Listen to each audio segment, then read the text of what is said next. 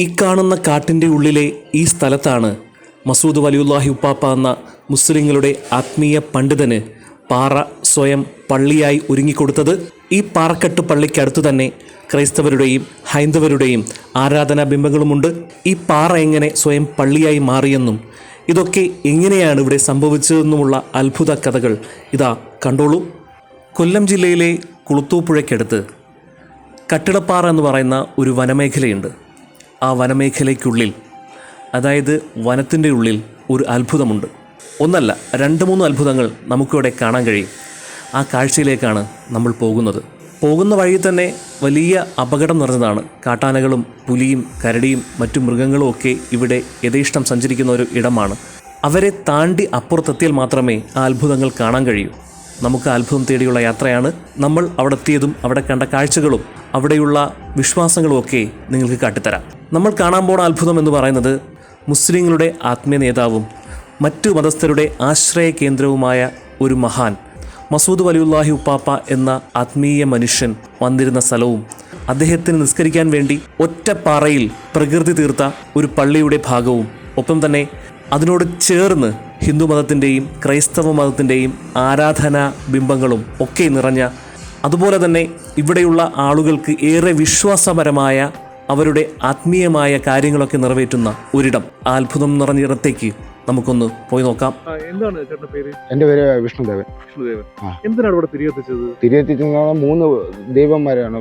ജാതി മതം ഇല്ലാത്ത ക്രിസ്ത്യൻ, ഹിന്ദു, മുസ്ലിംസ് എന്ന് പറഞ്ഞ ഇവിടെ മുസ്ലിംസ് വന്നെന്ന് പറഞ്ഞു കഴിഞ്ഞാൽ പണ്ട് ഒരു ഹാജിയർ എന്ന് പറഞ്ഞു കഴിഞ്ഞാൽ അറിയാലോ. അന്നേരം പുള്ളി അവിടെ വന്നപ്പം മഴ പെയ്തു.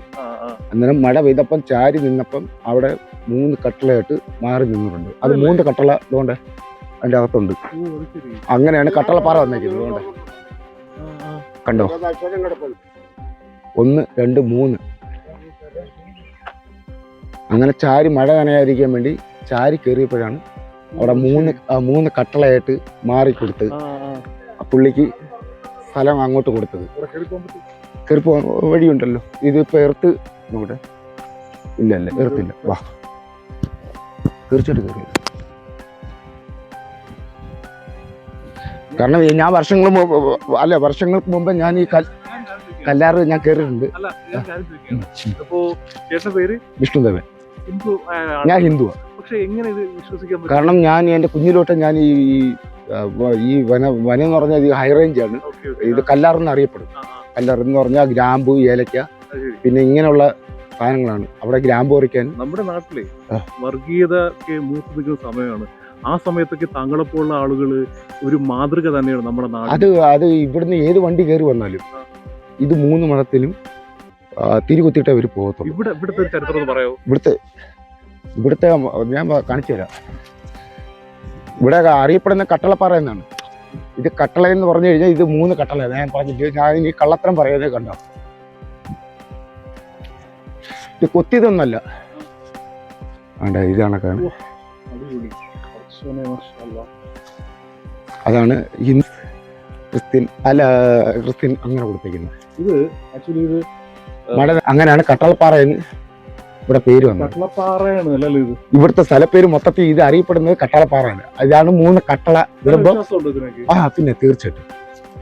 കാരണം എന്റെ പുറം കയറി അതിനെ പെരുക്കുന്നുണ്ട്. കാരണം വേറെ ഒന്നല്ല, ഈ പേരിലാണ് ഈ സ്ഥലം അറിയപ്പെടുന്നത്. ഇവിടെ വരെ ബസ് വരും.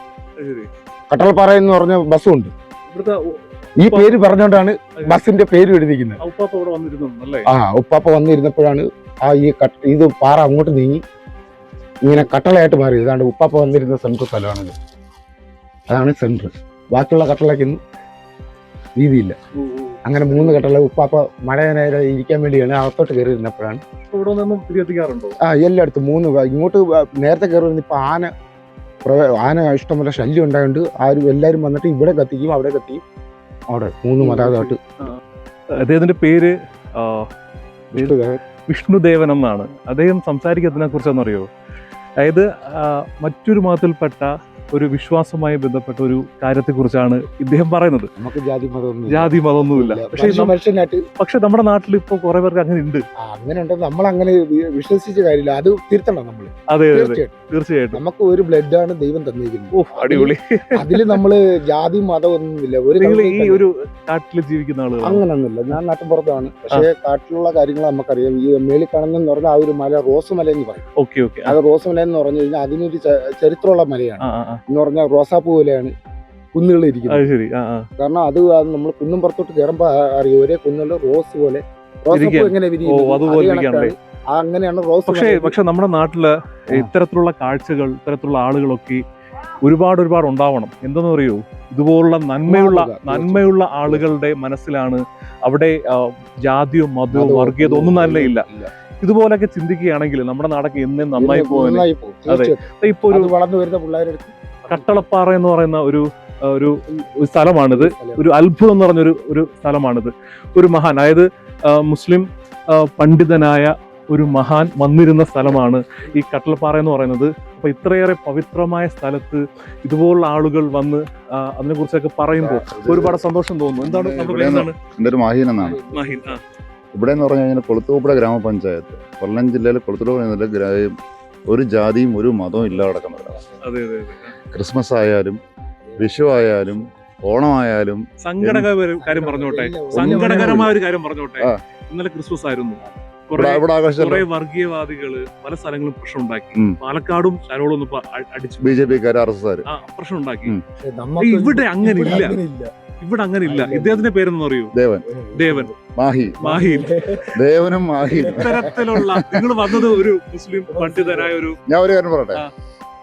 ക്രിസ്മസിന് കരോളിന് മുസ്ലിം പള്ളിയുടെ ജമാഅത്തിനകത്ത് കയറിയിട്ടാണ് കരോളും കഴിച്ചിട്ടാണ് ഇറങ്ങി പോകുന്നത്. അതറിയാവോ? നമ്മളെ പള്ളിയില് നമ്മുടെ നാടൊക്കെ അങ്ങനെയാണ്. അങ്ങനെ ആവണം. അതാണ് മനുഷ്യൻ. എന്നാ ഒരു കാര്യമുള്ളൂ, ഈ കൈ മുറിച്ചാലും ചോമ്പ, ഇവന്റെ കൈ മുറിച്ചാലും ചോമ്പ. അതല്ലേ കളറ്. ഗ്രൂപ്പ് ഉണ്ട്, A പോസിറ്റീവ് B പോസിറ്റീവ്. അങ്ങനെ ചിന്തിക്കുക. ഒന്നല്ലേ. അല്ലാതെ മുസ്ലിമിന് പച്ച, ഹിന്ദുവിന് മഞ്ഞ, ക്രിസ്ത്യൻസിന് വെള്ള, അങ്ങനെ ഉണ്ടോ? ഞാൻ നേരത്തെ പറഞ്ഞു നമ്മളെ മനസ്സിലുള്ളത് എങ്ങനെ ബ്ലഡില് അത് നമുക്ക് അത് പറയാൻ പറ്റത്തില്ല. എല്ലാ മനുഷ്യനും ഒരേ കണക്കാണ്. പിന്നെ ശ്രീനാരായണ ഒരു പറഞ്ഞിട്ടുണ്ട്, ഒരു ജാതി ഒരു മതം ഒരു ദൈവം അങ്ങനെ പറഞ്ഞിട്ടുണ്ട്. ഇപ്പോഴും അത് വേറെ മതത്തിലോടാണ്. നമുക്ക് മതത്തിലൂടെ സംസാരിക്കേണ്ട കാര്യമില്ല. പിന്നെ നമ്മളെ ഒരു ഇത്. പക്ഷേ ഇത്തരത്തിലുള്ള കാഴ്ചകൾ ഇത്തരത്തിലുള്ള ഫ്രണ്ട്ഷിപ്പുകളൊക്കെ നമ്മുടെ നാടിന് മാതൃകയാവട്ടെ എന്ന് പറയാനുള്ളൂ. ആണിനും പെണ്ണിനും കണ്ട തിരിച്ചറിയാം. അത്രേ ഉള്ളൂ. അതാണ് ജാതി. മറ്റൊരു ജാതി ഒരു മതമില്ല. അപ്പോ ഇതൊരു മാതൃക തന്നെയാണ് നമ്മുടെ നാടിന്. ഇതുപോലുള്ള ചെറുപ്പക്കാർ ഇനിയും ഉണ്ടായി വരട്ടെ. എങ്കിൽ മാത്രമേ നമ്മുടെ തലമുറ എങ്ങനെ ജീവിച്ചു വന്നോ ലോകാവസാനം വരെയും ഇത്തരം സ്നേഹത്തിലൂടെ, മതസൗഹാർദ്ദ സ്നേഹത്തിലൂടെയൊക്കെ ജീവിക്കണമെങ്കിൽ ഇതുപോലുള്ള ആളുകൾ ഇനിയും ഉണ്ടാവണം. ആശംസകൾ നിങ്ങളുടെ ഫ്രണ്ട്ഷിപ്പിന്, നിങ്ങളുടെ സ്നേഹ സൗഹൃദങ്ങൾ.